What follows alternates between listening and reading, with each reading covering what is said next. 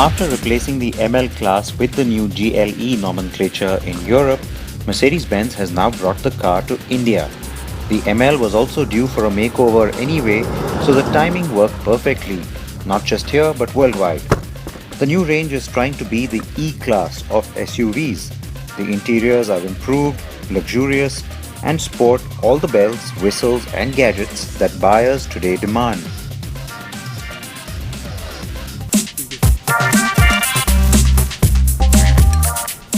It's a good differentiator to carry into the Indian market too.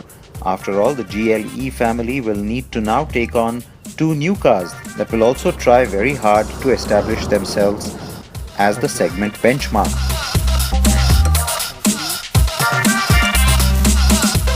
Now that's the second generation of the Volvo XC90, which is already here, and the second generation of the soon-to-be launched Audi Q7. And don't forget the BMW X5 either.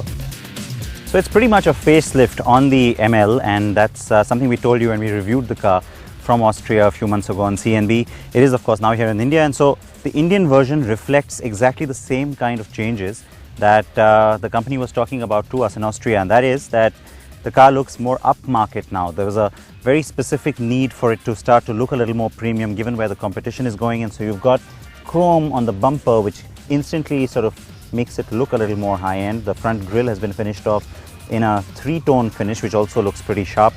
The hood looks a little bit more pronounced and muscular now as well, which kind of relates well to the fact that the car is a little bit more, let's say, adventure-oriented, a little more off-road oriented.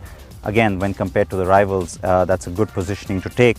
And you've got the LED signature going through a little bit of a change, so an updated headlamp, which is prettier and again more upmarket looking, more in line with what you've seen at the sedan end of the Mercedes-Benz portfolio as well. The new GLE will still retain its 250 and 350 CDI nomenclature for the two diesel engine variants. And yes, that means the same engines, though they have been tweaked. The 250 will continue to give Mercedes-Benz India the bulk of its sales with the GLE, but the car with all the goodies besides extra power is the 350 that is with me today.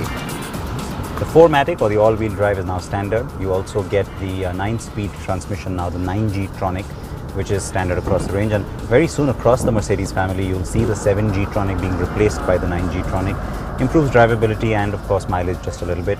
And then on the 350 you get the air suspension as standard as well. Also helps you to raise the height of the car in off-road mode, which is something you can select using this new drive program selection that you also now get on the GLE. I'm going to slip it into sport mode. And that's where the car comes alive as it leaps forward. But Mercedes-Benz claims more than just cruising on this car, and as some of you may recall, I did take the new GLE off-road too in Austria, so I know that it's more than just a pretty face. On the off-road setting, by the way, the car can gain height by as much as 90 millimeters. It has hill descent control, and it also lets you judge the terrain type and select the appropriate settings for throttle, suspension and engine performance. The car is being assembled locally and is priced between 58 and 70 lakh rupees for the two variants. A directly imported variant later will be the new coupe body style that arrives to compete with the BMW X6 in the first half of 2016.